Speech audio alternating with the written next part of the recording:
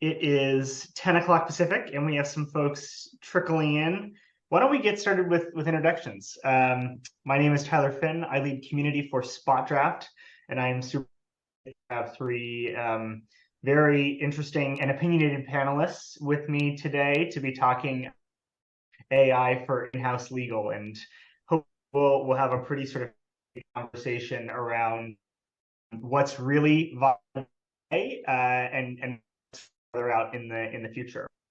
I want to give each of our panelists introduce themselves. Why don't we start with you? Ooh, nice everyone. I see we have a packed house over here. My name is Rohit. I'm the product officer here at Spot Draft. So yeah, um, joined by attorneys over here as well. So we'll have a lively debate. Yeah. Cool. You want to go next? Clear Law. Attorney. I can't say but yeah, active and to hear what Rohit have to say to, and also looking forward to some questions or from the attendees. And Daniel.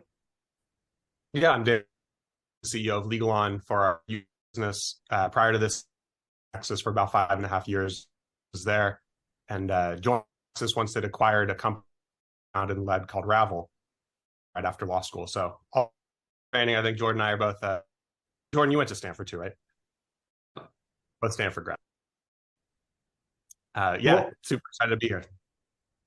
And as Jordan referenced, we do want to save 5-10 minutes at the end for Q&A. We got some great questions ahead of time as well, as many of you are registering. But please avail yourselves of the Q&A tool at the bottom of the screen, and we'll take your questions.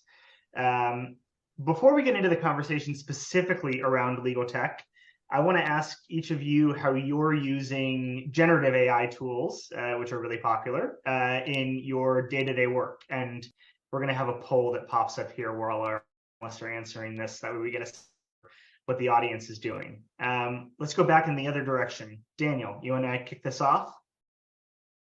Yeah, so I find myself using Gen AI fairly regularly. I've got ChatGPT Pro on my phone, which I use for personal stuff when I'm asking questions that I think are good for generative AI. Could be, give me ideas about activities to do, or give me ideas around menus, things like that. And then professionally, I use it for similar things, sort of give me first draft ideas, give me variations on themes, maybe write me first draft copy of something like an email or a blurb, an abstract for a paper, things like that. So I'm finding it to be a definite helpful tool and accelerator for idea generation and drafting. Jordan, how about you? Yeah, I don't have much to add to that. I think you said it well. Sometimes just getting started is the hardest part. So if you can just ask a question and get some positive momentum using, we use ChatGPT, and I think Anthropic as well is another one that you've mentioned before, Daniel. But yeah, great for first draft copy, whether it's internal or external documentation. It really removes that fear of having to write everything out perfectly the first time. You can be pretty critical to the generative AI, and its feelings don't get hurt. And Rohit? Yeah, I think similar over here, but I guess my specific sort of use case, it's really like a great brainstorming tool for getting that first draft out. I use it a bunch, at least when it comes to work around creating product copy, and I can be very, very specific about the tone it needs to take and so on and so forth. And I even make a lot of people in my team, a lot of the junior PMs being like, hey, use this, it needs to make sense, what we're actually shipping out. And obviously for like marketing campaigns and so on and so forth. So great for first drafts, but I'm not quite there to actually, ship it without reviewing. So yeah. Cool. We've got that poll coming up in just a second. While the audience tells us whether or not they're using AI tools today, I thought it would be helpful for us to level set as a group on definitions. There's some different terms here: machine learning, artificial intelligence, large language models, generative AI. Rohit, can you start by talking us through these different concepts? And I think you may have a helpful analogy for us. Yeah, no, totally. The way I think about it, right? Like, so AI itself, it's a very, very broad field, and it's actually a very old field. It became, I think I looked it up actually. So it became an academic discipline back in like the 1950s, essentially. So it's been around for decades, even though, there've been periods of like extreme hype. AI is essentially at a high level, it's about making computers perform tasks that typically require human intelligence, right? It can be very specific in nature, but you can make the computer perform specific tasks like predicting certain values or pattern matching or something like that. Machine learning is like a branch of AI that ends up leveraging an underlying data set to actually end up making decisions and performing a specific, depending on build, it can learning from its mistakes and just be better over time. So example of this is like the Netflix recommendation algorithm. It ends up, or you've actually watched, what you upvoted, all of those kinds of things to actually predict things that you should end up watching, right? Or what it thinks it should end up watching, but that's essentially an example of a machine learning algorithm. Generative AI is, now this is where I feel like it is truly novel and like groundbreaking in terms of what actually happened.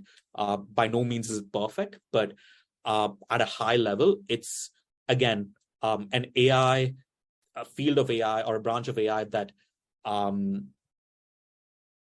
that's sort of been trained on an enormous amount of data, so much so that it can actually go on to create something new and novel that without really copying anything else that sort of exists out there, just based on everything that it's sort of been trained on and the underlying model that it's sort of using.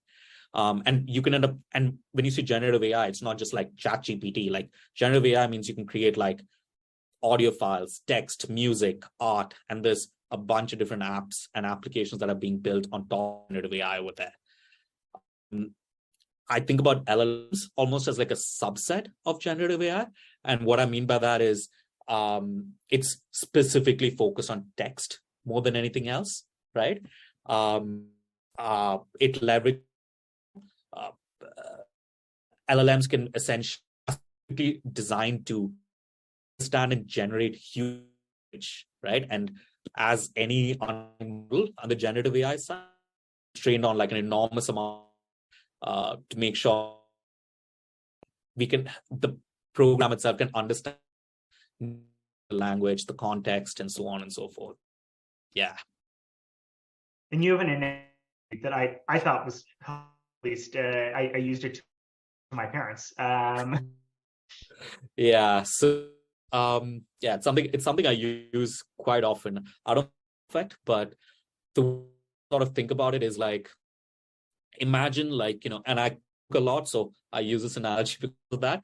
But imagine like you're training chefs. Machine learning is kind of like, hey, you've given a bunch of chefs like a set of recipes, and it's like, hey, follow these instructions and learn to cook this way. It sort of follows recipes. It learns along the way, like, and then it ends up adjusting the ingredients and so on and creates better dishes. So that's essentially what learning is. When it comes to AI, it's like taking much, right?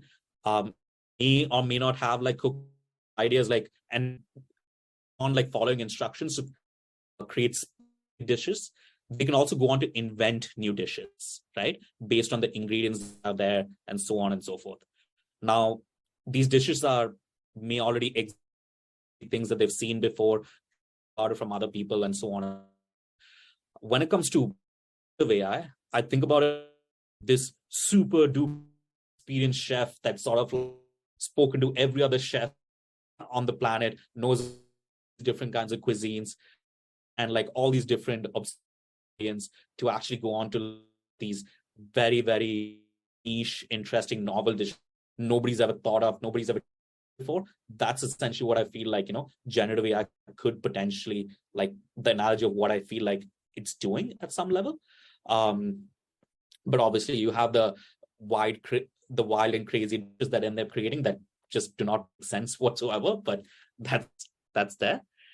And when I think about LLMs, I almost think about it as like the cookbook that generative has sort of been trained on, like has access to a wide variety of different recipes, and not just recipes, different things that people have tried to actually like make things and make dishes. So yeah, that's the analogy that I use, I guess.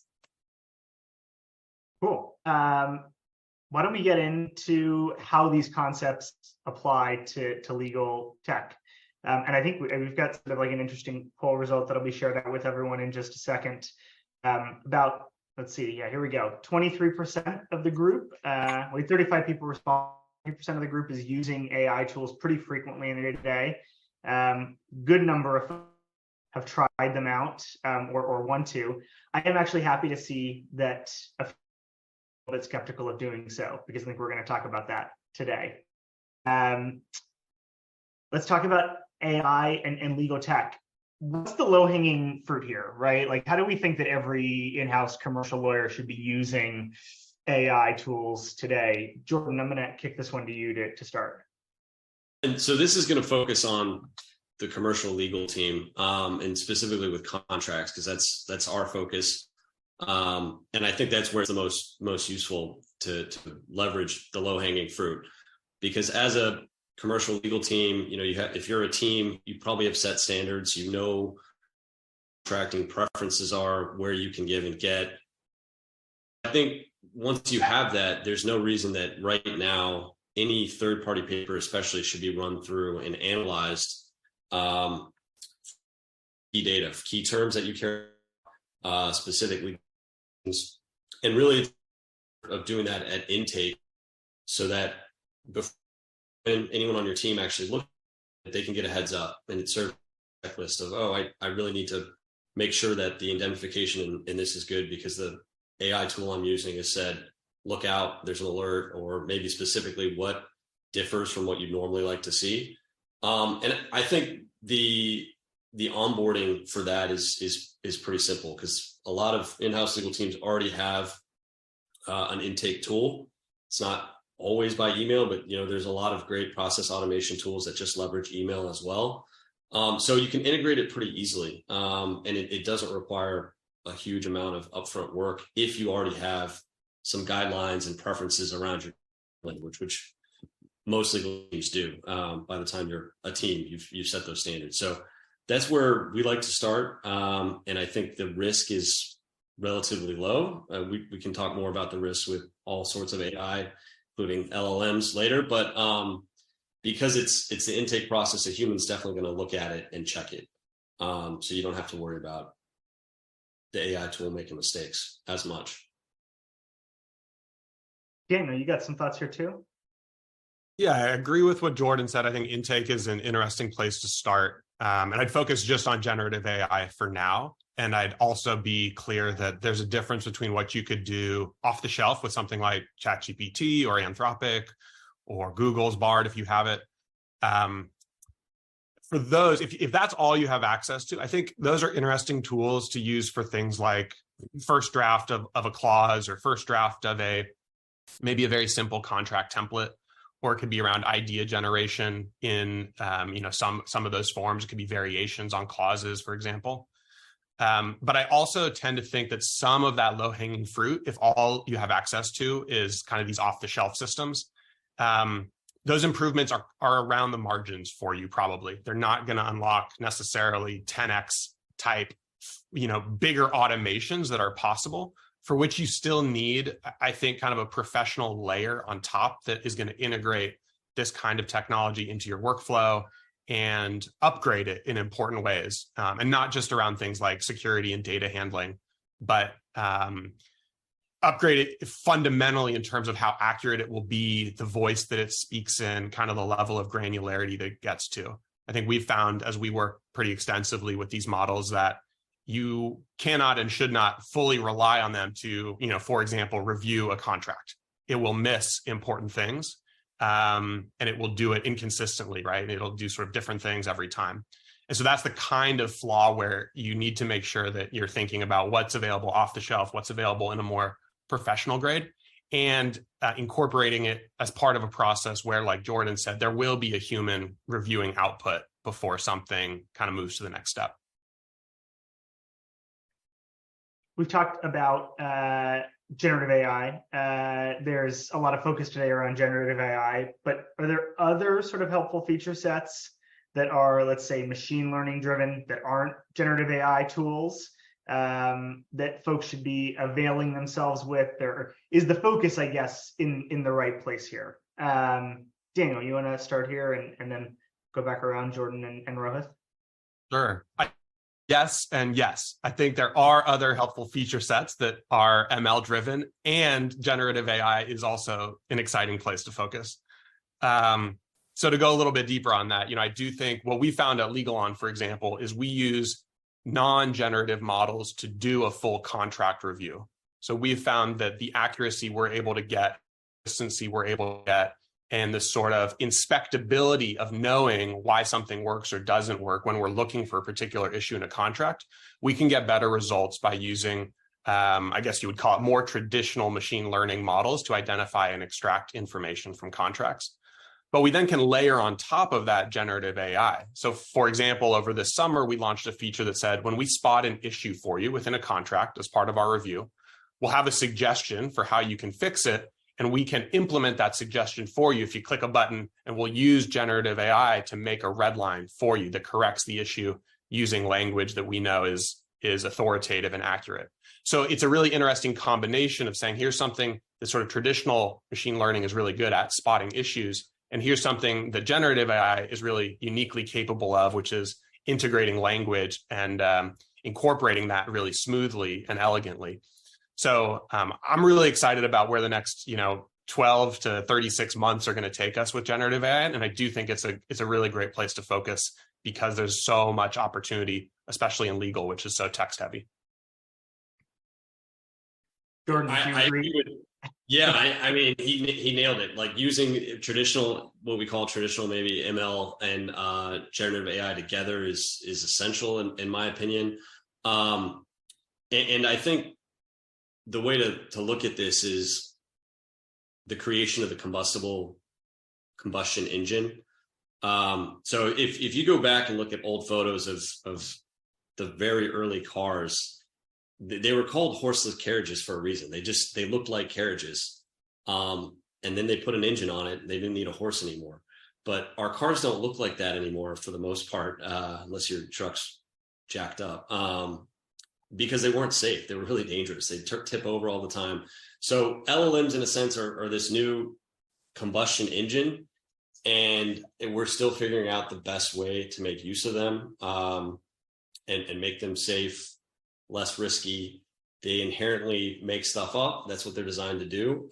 So you really got to put constraints on it. And putting that system around MLMs, making them work is let's see, the 1914 Model T Ford is really where they take off and accessible to public or the general commercial.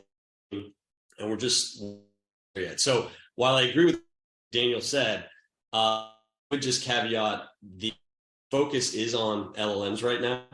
And sometimes that's a bad thing if the hype and the focus is too much on one place. Not expansive enough to include, hey, how are we going to incorporate this effect? Because there's a lot of need to be done. It can't just be LLMs all the time. And there's a huge hype cycle with generative AI.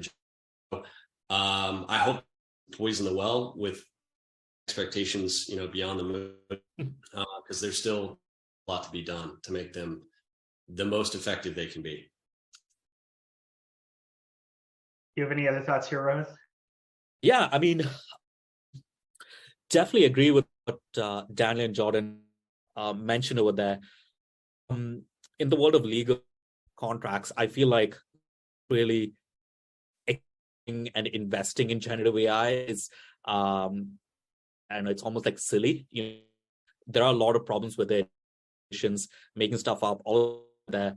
But like the way I sort of look at any kind of technology is like technology for the sake of tech pointless. It really boils down to the overall user experience that you're able to layer in around, right? So that things are sort of as suggestions, like the answer. And that's the thing that's most important when you're actually building in legal tech, right? And building for in-house counsels and the in-house legal persona or anyone in the legal space. Specifically about like, generative versus generative AI versus like standard machine learning models and so on and so forth. It really boils down to what the use case is, right? That you're trying to solve for and what problems you're trying to solve for your customers. I'll give an example of something that we're working on right now, which I think is really cool. So at SpotDraft, we're like an end-to-end CLM. We end up solving everything from like creation to review to signing and management of legal contracts. And like we have our own e-sign solution and so on, and super commoditized space, hundreds and hundreds of players out there, right? But one of the cool and neat things that we're sort of building is, and one of the things we've noticed is that whenever a document needs to be sent out for signature, someone needs to go ahead and drag and drop the fields into the signature blocks, right? It's the case with most e-signing solutions out there. For us, we see that as a computer vision problem, right? Where it's like, hey, there's a document, there's a specific place where you need to drag and drop the signatory fields, right? I shouldn't have to drag and drop like six fields for the name, signature, job title in like different places, right? I should be able to click on a button and it should get placed automatically. And a user can go on to move it around if it's placed incorrectly, right? But that's, nothing is being generated over there.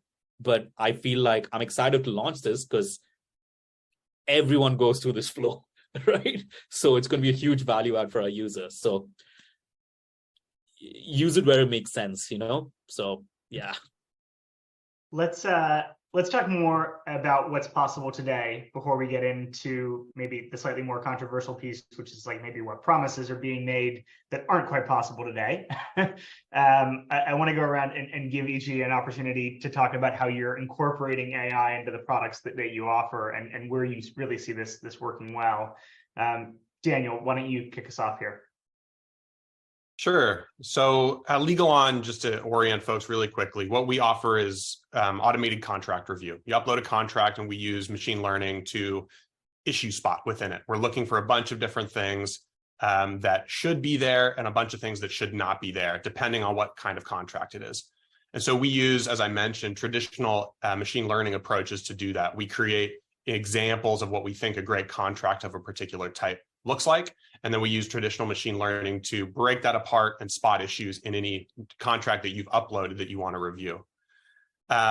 Where we've added generative AI is in this redlining capability. So when we spot an issue and we have language that we suggest you use to fix it, and that language comes from our own attorneys, we then say, if you want to make this change, you can click a button and we'll use generative AI to make that change.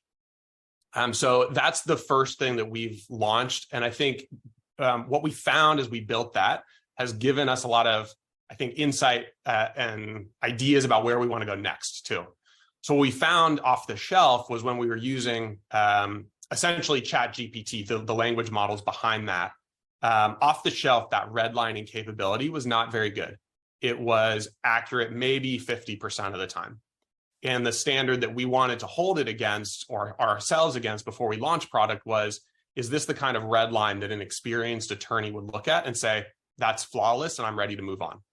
Not, is that helpful, but now I need to tinker with it? Is this something that I would just look at and be like, great, it did the job, I can move on to the next thing. And so it actually took a lot of work, thousands and thousands of tests and evaluations and sort of training to think about how do we structure this in the right way? What data do we need to give it? Before we got to that level. And so that's informed how we think about the next types of features that we'll build. And we also just brought on, actually, for that effort, we just hired our first VP of AI who's specifically going to focus on generative feature development, because we see a lot of opportunities, like Jordan mentioned, in the contracting space. there's lots of opportunities beyond reviewing, but in the other parts of your workflow, whether it's intake or follow-up steps, it could be communicating with stakeholders, communicating with counterparties.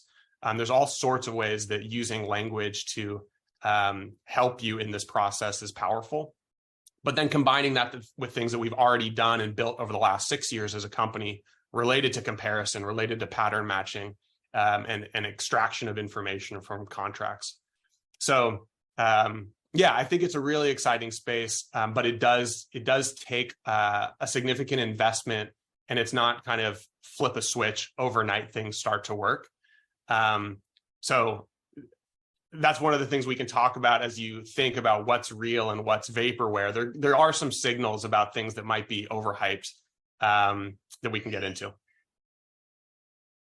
Before we get there, Jordan, your thoughts on what really works well today? Yeah, where we're using it currently is to help us expand our coverage for contract data identification and extraction. And so just, I guess, a little bit of background on what ClearLaw does. We're working with CLMs. We do have a word add-in, a word plugin for contract review in Microsoft Word, but we're primarily analyzing contracts and sending that data to a third party like SpotDraft. So where the contract repository is, you want data associated with that. And customers have a lot of different use cases or things that they care about. It depends on the industry, where their business is in that life cycle, the jurisdiction. And it's impossible to cover everything immediately with traditional ML. So where LLMs have been helpful are helping us give pretty good answers on an initial zero shot or one shot attempt. Hey, this new customer wants to see clause XYZ. And it's like, well, we've never done that before. We've never seen this kind of contract language. LLMs can sometimes help there. And they're also, as our CTO likes to say, a good source of mediocre data. So they can help you generate more data to train your own models on. So we're using it to expand coverage across new document types, new clause types, what we call facts, like these key data points that people want identified. And then it allows our traditional ML to catch up, which it doesn't take long, but traditional ML models right now are more accurate. They're more cost effective. So we want to continue to use those, but for a new customer that may have some new things that weren't on our roadmap, LLMs can be useful there. The other thing that we're finding is the LLMs perform very differently. There's Anthropic, we've mentioned GPT, Daniel brought up Bard. So they have different strengths and weaknesses, and depending on the type of contract or the kind of data you're looking to extract or analyze, you can get very different results. So what we're using it for is essentially layering multiple LLMs on top of one another, in addition to our own models, and we can build a consensus protocol to make sure we're getting the most accurate results. And that's something we're really excited about too, because I think that's always the risk with some of this stuff is people have a hard time trusting it.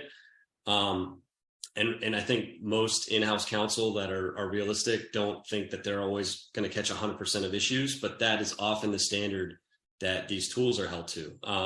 So we want to get as accurate as possible, and having data coming in from multiple sources can help make sure you're doing that correctly. Rohit, anything that you'd add here? Yeah. I already spoke of what SpotDraft does.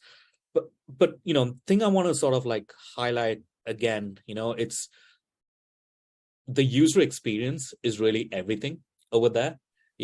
When it comes to LLMs, generative AI, standard machine learning models, and so on, it really boils down to how it's sort of weaved into the overall user experience while you're actually using the product. And one of the things that I do see in the market is people trying to shoehorn like an existing product, which really doesn't require any kind of AI or generative AI, but like creating an AI story around it, because that's essentially trying to catch on to the news cycle. And sure, that works, in the short term. The thing that I've sort of noticed when it comes to actually working with LLMs is that it really sort of expands the scope of what exactly is possible. Like, I'll give you a really simple example. we started working on like key point extraction, which is like, pulling out key pointers from a contract like over like 5 years ago.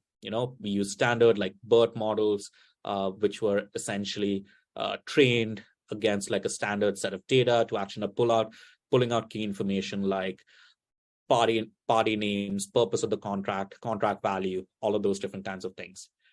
Every time someone needed to actually we got a new customer that had like a different set of things that they wanted to collect or a new contract type, it was like kind of like a Herculean task almost to actually train a new set of models to actually end up extracting new data and so on and so forth, right? But in the world of LLMs, because of its truly generative nature and how you can actually, it ends up, and because of how it can understand the text itself that's in the contract and provide you actually end up segmenting the contract the right way and give it the right context, right? Those kinds of limits in terms of like how many key pointers can you end up extracting from this contract, those things sort of go away, right? It's just a blank canvas almost. And I'm not saying it's 100% accurate by any means, right? And those caveats have to be put everywhere. But like giving that first pass to people, right? And at the same time, when you click on a key pointer, navigating to that particular portion of the contract itself so that it's super easy for the lawyer to actually verify whether it's actually pulled it out correctly or incorrectly, that's a huge value add, right? So it's important to sort of like utilize a lot of the new things that are sort of coming out with, and like, make sure it's also really, really simple for people to actually verify, the accuracy of it. That's the piece that's most important. And, what we really hold really, really closely for every single new thing that we're actually building, shipping out, and so on and so forth. Oh, and one other thing I wanted to just sort of mention, sorry for dragging it on, super important to collect user feedback within the app itself, if it's good or bad, right? Because that sort of like reinforces how exactly you end up like developing further, where to double down on, so on and so forth. So yeah. Let's talk a little bit more about some of that splashy marketing, or as Roa said, that things that are designed to attract the news cycle. Are there promises that are being made based on your knowledge of what's sort of technically possible today that are probably marketing getting a little bit ahead of where the tech is? And I want to put this in sort of the lens of, if you're an in-house lawyer who's listening, right, how can you go about evaluating these solutions so that way you don't procure one where it's mostly marketing? Daniel, why don't you take this one first? Yeah, I mean, I think as Rohit mentioned, ultimately the proof is in the pudding, right? People need to be able to try these things themselves. And most of the customers that we talk to don't really care how product gets made. They're not asking lots and lots of questions about what AI models we have and how it all works and how it's trained. They just care whether it works for them. And I do think promises are being made that aren't being kept. I don't want to name names, but we hear this from customers. They'll say, hey, we just evaluated 10 different things and none of them worked as expected. None of them worked as hyped. So I do think whether that's kind of over aggressive selling or maybe folks putting too much hope in the promises of what's possible, I'm not sure there's necessarily bad intentions there, but there is a mismatch, I think, right now between what's possible and what's actually happening. So, the signals that I think are real are kind of informed from my experiences over the last 10 years, which is that it is important to look at the track record of companies building this stuff, because this work is not so simple or easy. You can go from 0 to 60 in just a couple of months.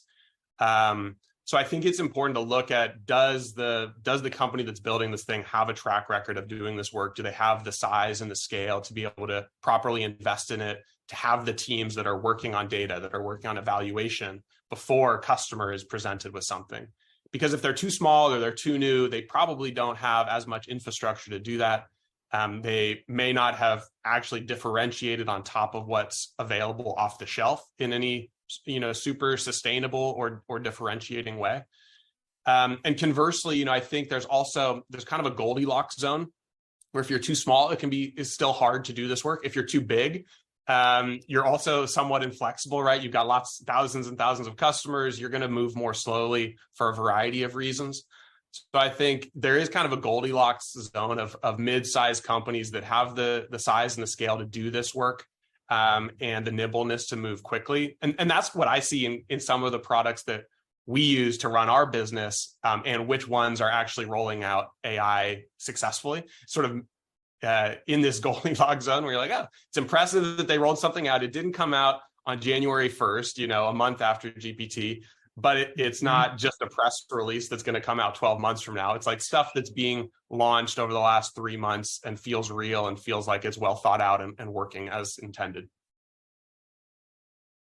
Jordan, what's your view on evaluating companies based on their tech as opposed to the marketing? Yeah, I wish I could disagree just to mix it up a little bit, but I again agree with Daniel. I am a little worried about the marketing. That's probably always a problem, marketing, getting ahead of product. But what I really focus on is you see these really cool demos. It often focus on auto redlining, or auto suggestion generation. And they go really fast. They look really cool. But they're usually scrolling through the text or the document very quickly. You have to really pay close attention to what's actually being done there. And I would say most of them that I see, probably most, but let's just say 50% of them, I'm not sure it's actually having a positive impact. So it looks cool, but if you actually look closely and read what changes are being made, they're not always helpful. So that's a little troubling because I think people's expectations may be set higher than what reality is on some of these things. And just to give one example, there's one, out there that it shows the user asking probably GPT to make a clause mutual. And it does it. It makes the clause mutual. But if you actually look closely, like the clause was already mutual. It had requirements for both sides. They were equivalent. So it was really just changes to make changes for change's sake. So one thing to, I think, focus on is you're evaluating these is ask to do a live demo. You don't even need to try it yourself, but see if the company you're talking to or the team, if they're willing to just take one of your documents that you can share, obviously, and have them run through and see what actually happens in real time, in 30 minutes on a call. That's something that we do. And I would say there have been some hiccups, right? You can't control what customers send to you. So sometimes they send some really weird document that, it just has some odd stuff in there and that's out of your control. But for the most part, that builds a lot of confidence that, hey, there's something real going on here. I can see it in real time. It's not being done by humans in the background, overnight. That helps build a lot of confidence that what is being done is real and repeatable. We've got about 5-10 minutes left. I know we've got a couple other questions prepped, but I do want to get to some of the audience ones as well, and some of the ones that were submitted in advance. I think this is an interesting one that came in through the chat, which is AI hallucination a big problem? And specifically, is it a big problem in the context of the sort of like contracting legal tech questions that we're discussing? I see Rohit and Daniel nodding. Which one of you wants to go first? I'm happy to take a stab at it. I think it depends on the use case, right? So if you ask ChatGPT to draft you a really complex contract, yeah, you're going to have some issues with hallucination. If you ask it to draft you a simple email, it's not going to, hallucination is going to be less of a problem. So I think it goes back to what's the level of complexity, what's the level of legal knowledge are you trying to bake into it? If you're asking for something that's very legal specific and needs to be grounded in legal authority, I think the risk goes up. If you're asking for something where there's subjectively a lot of different ways it can be right, like drafting an email, there's not as much risk, right? And then I think the second frame is how much review are you going to put into this afterwards? So if you're asking it to draft a sentence or two, it's very easy to inspect that and quickly decide whether it's good enough. If you're asking it to draft something much more complex, it's actually going to take you quite a bit of time to go through and double check that. And so ultimately, are the time savings worth it? that will depend on sort of how many problems or how complex or nuanced you need this thing to be. But I wouldn't say by default hallucination is a problem, but it does depend on the use case. Go ahead, Yeah. Rohit. Yeah, I mean, I totally agree with Daniel over here. It really boils down to the use case more than anything else. If you're using it to actually end up drafting clauses and really complex things and so on, unless you're really, really specific with the prompts, and unless the people who built it are very, very specific with the prompts, yeah, I've seen like the underlying LLMs become way too philosophical with how it actually ends up giving out their answers and so on and so forth. But it's not, I mean, these things are not just for like generating text, right? It's also a summarization problem. If you want to like summarize certain things in a specific way and so on and so forth, now all of a sudden it's kind of like, it's a lot more crisper. I've sort of noticed that hallucination isn't as big a problem in specific sort of domains. So yeah. I get to mix it up a little bit. I do. Maybe I disagree a little bit. I think the use case topic is very important. Hallucinations are a bigger problem for certain areas than others. But just to take it back a step, I think even calling it hallucinations, we don't like to do that because it implies that this problem can eventually be completely removed. And maybe that'll be the case. I think it's a little unlikely just on the current technology that LLMs are built on. They're designed to pick the next statistically probable word in a string of words and piece these together. So they are designed, they're doing what they're programmed to do when they hallucinate. It's not just that, hey, this is something we can solve. You can minimize it, but I think the risk will always be there. And this circles back into the point that I think all three of us have brought up multiple times is don't trust, but verify. So you do need easy ways to check that responses are real, are sane. And ways to do that are available in certain UI, UX decisions. Maybe you return more information back than is absolutely necessary, just so that it makes it easier for the user or the reviewer to sanity check that what you're getting back is realistic.